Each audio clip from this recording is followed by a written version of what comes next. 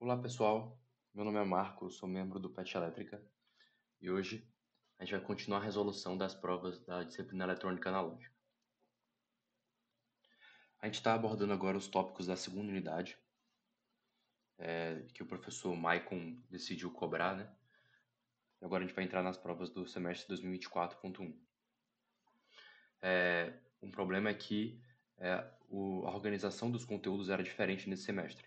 Então o que a gente vai fazer é abordar os tópicos que são referentes à segunda unidade atualmente. E para isso a gente vai precisar pegar algumas questões que seriam da prova 3, 2024.1. Por exemplo, essa questão é a questão da prova 3, 2024.1, mas é uma questão sobre Ampop, que agora é um assunto da segunda unidade. Então a gente vai fazer essa mistura para poder abordar os temas certinhos e vocês poderem estudar para a prova na ordem correta. É importante lembrar que essa questão, a primeira parte dela é assunto da segunda unidade, que é o que a gente vai abordar hoje. E a outra parte é um assunto que envolve realimentação, que a gente não vai abordar porque é um assunto da terceira unidade agora. Então vamos ler a questão.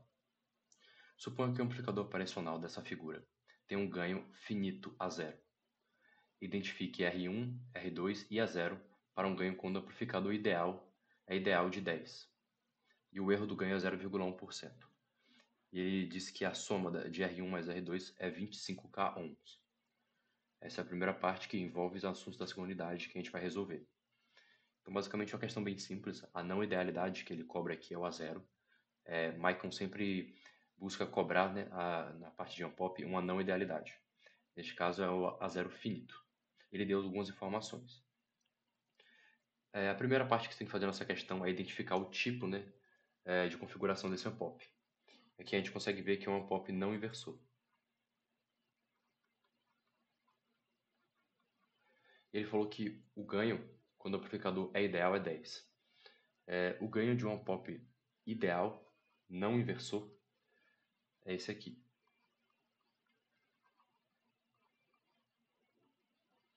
Então é isso que a gente vai usar igualar a 10, porque ele falou aqui que o ganho quando o amplificador é ideal. Então isso aqui é igual a 10. Então daqui a gente consegue tirar que R1 sobre R2 é igual a 9. Perfeito, a gente tem a razão entre as resistências do circuito. Depois a gente vai ter que usar a fórmula do erro, né? A fórmula do erro já inclui o A0 finito, que é quando o Ampop não é ideal. A gente vai usar só a fórmula do erro. Vou falar assim, erro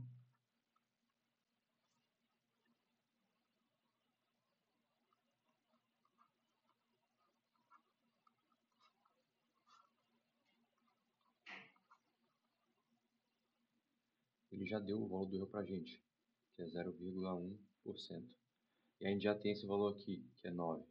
Então a única coisa que a gente precisa achar é o A0, que é o que ele pede na questão. E fazendo os cálculos, a gente vai ver que o A0, nesse caso, é igual a 10.000, que é um ganho finito. Então basicamente o que falta a gente achar é as resistências, né, R1 e R2. Para isso a gente vai precisar de um algebrismo bem tranquilo. A gente vai usar a informação que ele deu, que o R2 mais o R1 é igual a 25K e que o R1 é igual a 9 vezes R2. Então, substituindo esses valores de uma equação na outra, a gente vai chegar a dois valores de resistência, que o R1 é igual a 22,5K1 e o R2 é igual a 2,5K ohms. Então, é uma questão bem tranquila, tá? A gente fez a parte que envolve assuntos da segunda unidade somente. E questões de Ampop é basicamente isso. Você tem que identificar a não idealidade e utilizar as fórmulas que você conhece baseado na identificação, né, do tipo de configuração do Ampop, neste caso, um não inversor. Partindo agora para a próxima questão, a gente tem uma questão que também é da prova 3 do 24.1, mas o assunto é amplificadores diferenciais, que agora é um assunto da segunda unidade e vai estar presente na prova 2. Então a gente vai resolver essa questão. Então a questão fala, obtenha a expressão do ganho para o circuito da figura e o valor R1, que fornece um ganho em módulo de 30, considerando que os dois resistores são iguais e a corrente de cauda IE é 5 mA. Aí deu VAN 10 volts, VAP 7 volts e o VT 26 mV. E o questionamento final ele é: caso a fonte que gera corrente de cauda, né, não seja ideal, existe uma assimetria, né, entre R1 e R2, qual é o efeito no sinal de saída? Vout.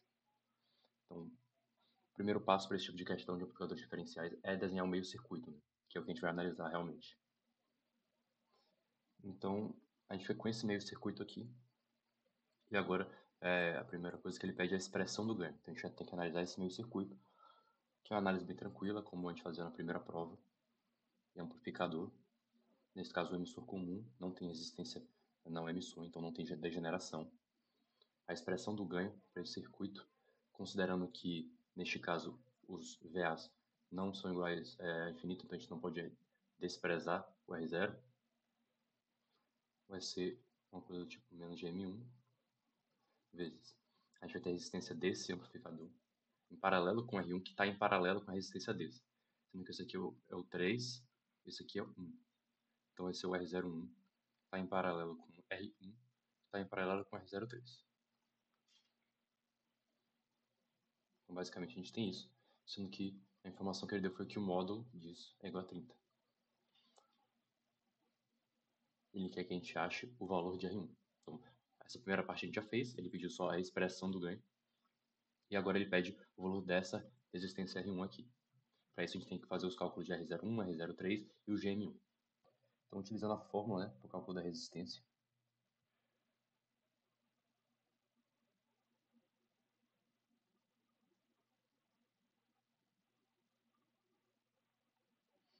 a gente tem aqui VAN dividido por IE sobre 2, que é a corrente C, né? Que nesse caso, os dois lados do circuito compartilham a mesma fonte de corrente de cauda. Então aqui é o IE sobre 2. Então isso vai ficar 10 dividido por 5 vezes 10 menos 3, dividido por 2. Isso aqui vai dar 4 kΩ. Para calcular o R03 é um pouco semelhante também, só que ao invés do VAN a gente vai usar o VAP. E aqui continua sendo o IE sobre 2. Vai ser 7.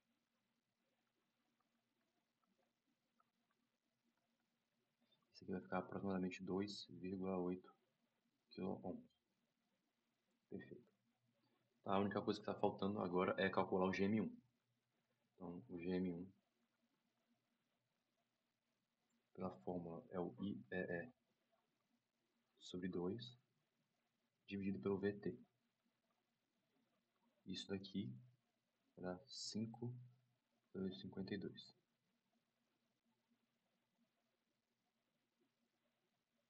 Então é só jogar na fórmula. É válido fazer essa associação em paralelo antes, de R01 e R03, que vai ficar assim. Então, a resistência em paralelo fica desse jeito. Isso aqui vai ser, né, aproximadamente 1,647 kΩ. E agora a gente joga na expressão final, iguala, né, ao módulo do ganho que foi dado na questão. Então, desenvolvendo um pouco mais essa expressão, a gente chega nessa colocação aqui embaixo. E daqui, a gente consegue tirar que o valor de R1 é aproximadamente 385 ohms. Então a gente chega no objetivo final da questão. Além do valor, da expressão do ganho, do valor da resistência R1, ele pede uma última coisa aqui. Ele pergunta se essa fonte não fosse ideal, o que seria? Então a explicação teórica disso é basicamente o seguinte. A gente está tratando agora de uma assimetria no amplificador diferencial. E aqui basicamente é que quando acontece essa assimetria, a gente vai ter uma alteração, né, na parte da rejeição do modo comum. Então, a tensão comum aqui na entrada, ela não vai ser totalmente rejeitada, e aí parte desse sinal do modo comum vai ser amplificado, né, por esse amplificador diferencial, e vai aparecer na saída. Então, é isso que vai afetar o Vout, porque por conta desse erro, né, dessa alteração da rejeição do modo comum, o Vout vai ser alterado, porque parte dessa tensão de modo comum vai ser incluída na saída. Basicamente é isso. Bom, então, continuando com os assuntos da segunda unidade atual, a gente pega uma questão da prova 2, né, de 2024.1, que é uma questão de análise em frequência. Nesse caso, análise em baixa frequência ainda, já que a gente não vai considerar as capacidades internas dos TBJs. A gente vai fazer a análise a partir dessa capacitância do circuito. Ele pede para a gente usar o teorema de Miller para obter expressões para os polos de entrada e saída do circuito, para supor o VA igual a infinito e desconsiderar as capacitâncias dos transistores. E ele quer que a gente esboce a resposta em frequência, né, no gráfico, identificando os polos e as inclinações em dB em cada década. Se a fonte de corrente for implementada com um transistor com VA finito, qual é o efeito nos polos? Dessa fonte aqui ele está falando. Então, a gente sabe que para usar o teorema de Miller, a gente tem que saber o ganho DC desse ponto, que eu chamo de X, até esse ponto, que eu chamo de Y. Então, a gente tem que saber o ganho DC entre esses dois nós. Eu vou dividir em duas partes aqui esse ganho DC. Eu vou chamar de A1 o ganho correspondente ao amplificador Q1, né? Amplificado pelo TBJ Q1. E o A2 o ganho do amplificador que utiliza o TBJ Q2. Então, vou começar pelo A2. O A2 é um seguidor de tensão, em que a fórmula do ganho é essa daqui. Só que a gente tem que o R0 é igual a VA dividido por IC. E nesse caso, ele falou que o VA é igual a infinito. Então, quando o R0 aqui vai para infinito, a gente tem que o A2 fica igual a 1. Então, o ganho desse ponto aqui até o Y é 1, é unitário. Agora a gente pode calcular o que eu vou chamar de A1, né? Que é o ganho do amplificador utilizando o TBJ-Q1. Então aqui é um emissor comum, né? E a fórmula para isso é menos o GM1 vezes a resistência aqui de cima, que nesse caso é o RC somente. O que pode trazer confusão é que muitas pessoas fazem o RC em paralelo com o RP2, que seria a resistência vista a partir daqui. Só que isso está errado. Isso não pode ser feito por conta dessa fonte de corrente aqui. Essa fonte de corrente, a gente sabe que a impedância de uma fonte de corrente ideal é infinita. Então, se a gente for botar um ZI, ele é próximo do infinito aqui. Então, tem isso aqui. E a gente sabe que quando a gente analisa o TBJ a partir da base aqui, a impedância vista a partir desse terminal é o RP2 em série com o beta mais 1 vezes o RE, né, que é a resistência do emissor, que nesse caso é uma resistência infinita. Então, não pode ser usado aqui. O RP não vai estar em série, porque isso aqui vai ser um circuito aberto, né? A impedância é infinita. Então, nesse caso, fica só o RC. Então, assim, a gente tem o A1 e o A2. Então, como o A2 é igual a 1, né? Eu tenho que o AXY é igual a 1, que é menos GM1 vezes RC. Pronto, agora a gente vai poder fazer realmente o teorema de Miller. Para não ter que redesenhar o circuito, eu vou desenhar como ficaria, né, essa capacitância dividida pelo teorema de Miller nesse mesmo circuito aqui. Então, essa capacitância ela seria dividida em uma aqui, que é o CF1 menos o AXY, e o outro seria bem aqui, ó, que é nesse nó aqui, que é CF1 menos 1 sobre AXY, que é o ganho DC. Então ficaria dividido dessa forma, né, as capacitâncias. E aí com isso a gente pode fazer o que ele pediu, que é achar as expressões para os polos de entrada e saída. O meu polo de entrada eu chamei de X, né? Então posso chamar aqui.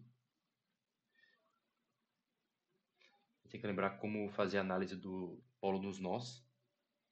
Então o que a gente vai fazer basicamente é as resistências, que neste caso é o RB paralelo com o RP1, que é a resistência de entrada desse circuito, e da capacitância vista nesse terminal. A capacitância é essa daqui, que neste caso é o CF1 mais GM1RC. Vou chamar de GMRC. Pronto. Isso tudo no denominador. Tá, agora achando a expressão do polo para o nó de saída, né? Eu chamei de Y. A gente tem que achar a resistência de saída, né? O Rout. E o Rout, nesse caso, pode confundir bastante. A gente pode fazer aqui separado, análise do Rout. O Rout, muita gente botaria só 1 sobre GM. Pensaria nessa forma aqui e ia fazendo errado. O Rout, quando é a resistência que você vê a partir desse terminal aqui visto de cima, a resistência do Q2 realmente é 1 sobre GM2. Mas a gente não pode esquecer do RC. O RC é uma resistência aqui que está ligada à base do Q2, e quando ela é meio que deslocada, né, para o emissor, a gente deixa ficar como RC sobre beta mais 1. É meio que o inverso do que eu tinha falado sobre a impedância dessa fonte antes, porque a gente estava mudando a fonte do emissor para a base, e agora a gente está trazendo o RC da base para o terminal emissor. Então o Rout vai ser esse aqui, que é a resistência que a gente vai botar na expressão, né, do polo de saída.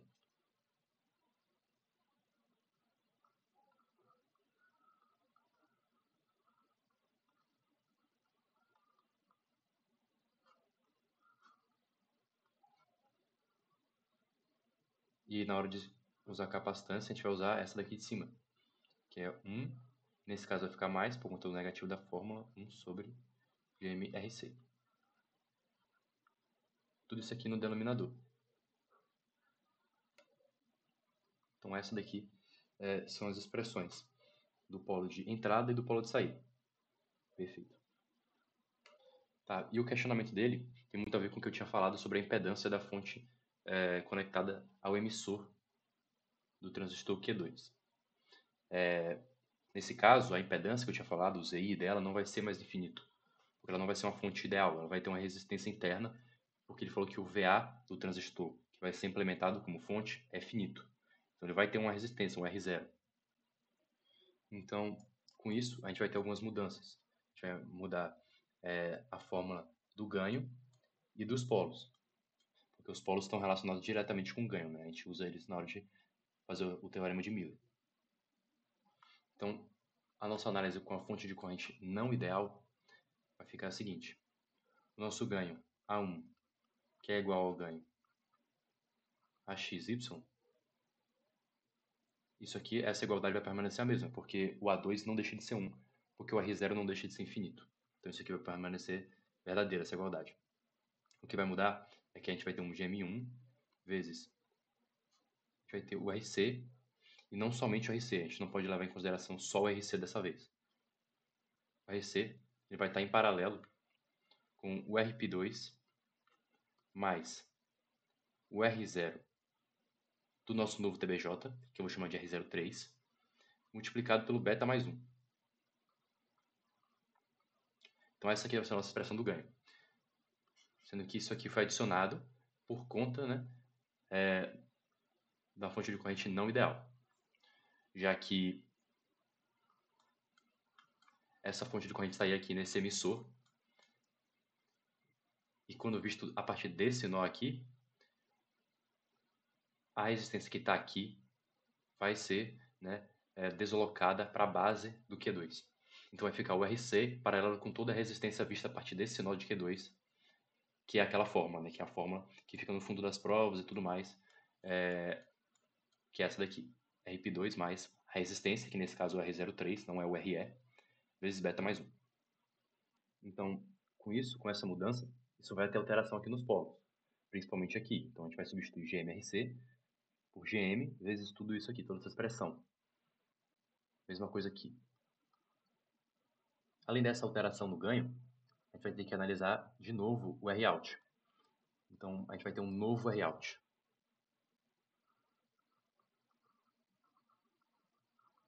Por quê? no nó de saída, a gente vai ter uma nova resistência que antes não tinha. Eu quero essa fonte era ideal, a gente não tinha nenhuma resistência aqui para considerar no R-out. Agora a gente vai ter. Então vai ser a resistência vista a partir desse nó, que é o R-out antigo, né? Em paralelo com a resistência vista aqui de baixo. Então a expressão vai ficar a seguinte. Então, o novo R-out é o R-out antigo, né? Esse em vermelho, em paralelo com o R03. Isso aqui vai ser 1 sobre Gm mais o RC sobre beta mais 1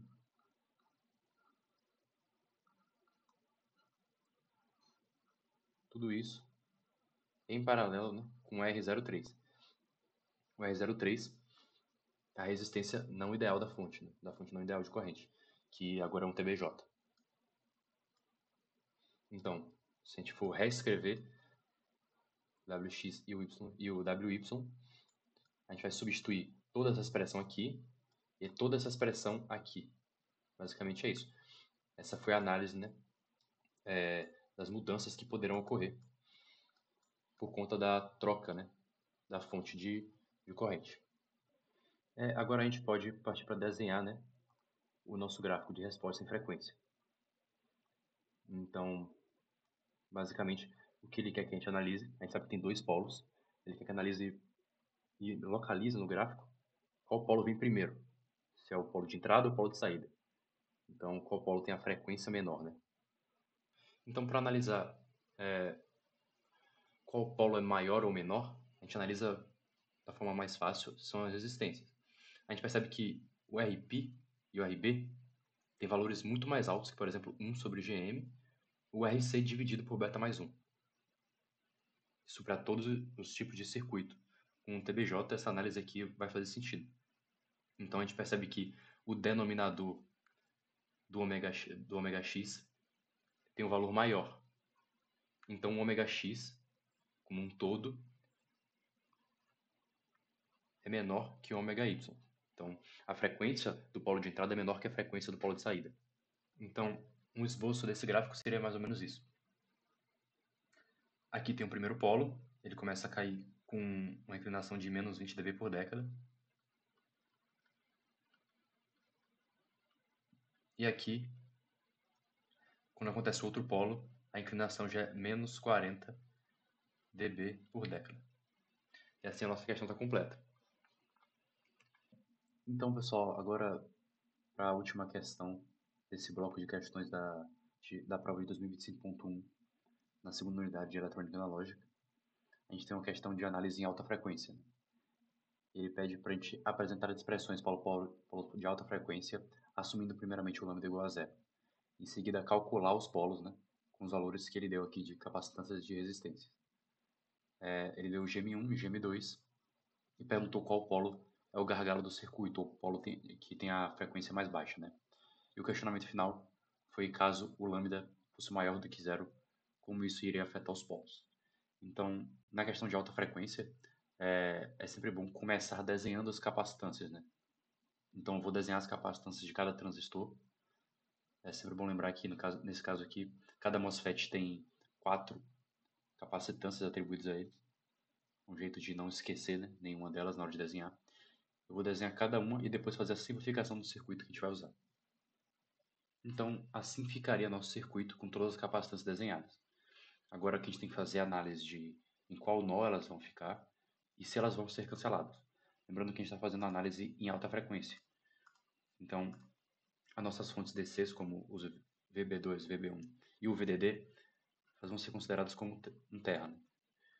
Então, capacitâncias que estão em paralelo com isso vão ser desprezadas.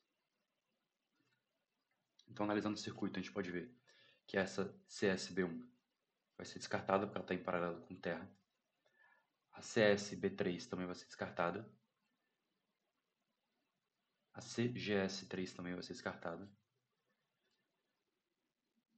E a gente pode agora desenhar as capacitâncias em um nó só. Então, agora desenhando como ficaria as capacitâncias em cada nó, a gente vai ter basicamente 3 nós no circuito. A gente vai ter o nó de entrada, né, que é chamado de nó X aqui, o nó Y e o nó de saída. A gente vai ter 3 nós principais, que a gente vai acumular na recapacitância para fazer a análise dos polos nesses nós. Lembrando que essa capacitância aqui, CGD1, vai ter que ser utilizado nela o teorema de Miller. Ela está conectada em dois nós simultaneamente no circuito que vão ser analisados. Então, uma parte dela vai ficar aqui no nó X, que a gente pode representar como CGD1 vezes 1 menos o AXY, que é o ganho dC de x para y. Só que essa capacitância, além dessa CGD1, a gente vai ter essa CGS1.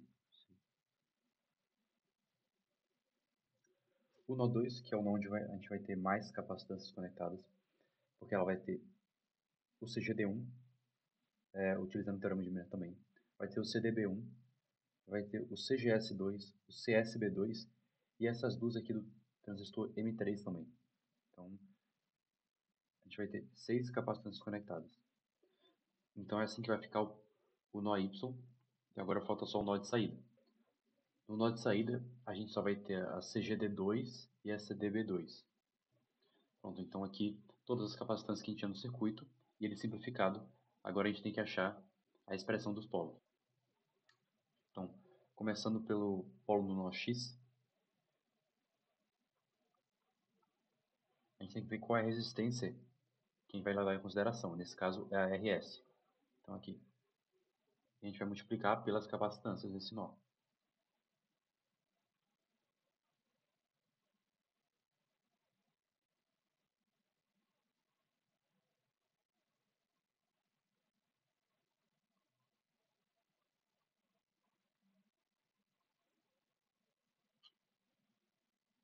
Então assim vai ficar o nosso polo do nó X.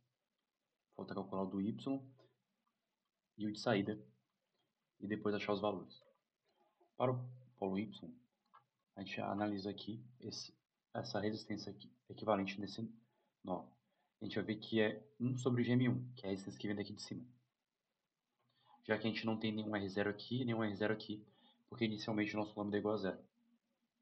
Então a expressão do nosso polo Y vai ficar desse jeito aqui. 1 sobre Gm2, que é a resistência equivalente nesse nó, e todas as capacitâncias que estão presentes nele. Agora o polo de saída.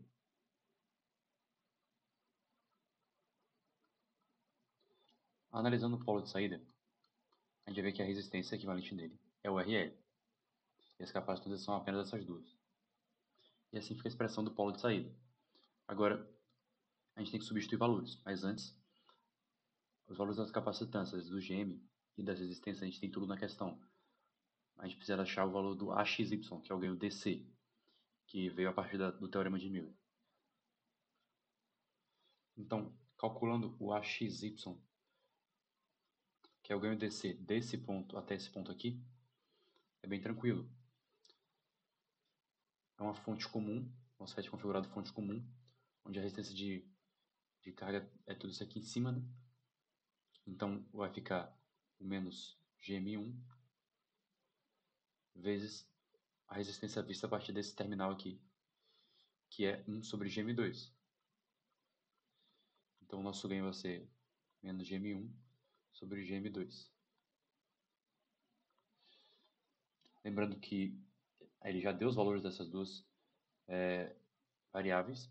E quando a gente for adicionar aqui na fórmula, esse menos é o menos da fórmula. E aqui deu menos Gm1. Então, por exemplo, essa expressão aqui, quando substituída, vai ficar 1 mais Gm1 sobre Gm2. Tá? Não pode cometer esse erro, não vai ficar totalmente diferente o valor que você vai encontrar para a frequência do seu polo. Agora é a parte de substituição de valores. Então é bem simples. A gente tem que lembrar só dos valores dados na questão. Ele falou que o nosso RL é 2 kΩ, o RS 200, o Gm1 10 mili e o Gm2, pela razão que ele deu em relação ao Gm1, são 8 mili. Ele também falou o valor das capacitâncias em femtofarads. Então, toda capacitância do tipo CGD tem o valor de 80 femtofarads, que é 10 elevado a menos 15 farads.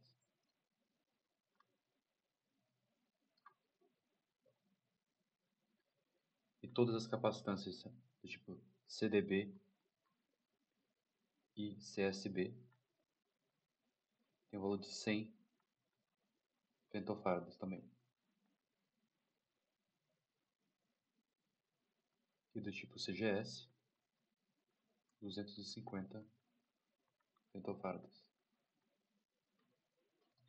Então, com esses valores aqui, com as expressões, a gente pode começar a substituir, né, os valores. É um processo mais mecânico agora. É só substituir as capacitâncias e aqui o ganho DC, né? Como tinha falado, ia ficar mais Gm1 sobre Gm2, que é 10 sobre 8.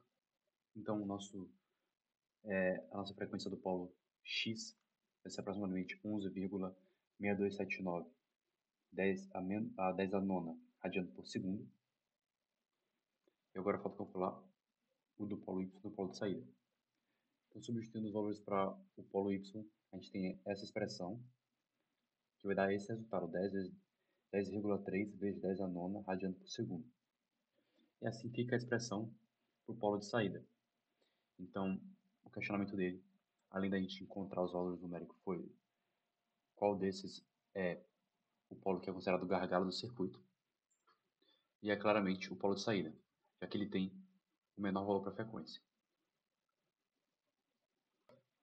Outra dúvida dele aqui no final da questão é como os polos vão ser afetados caso a gente tivesse o lambda maior do que zero.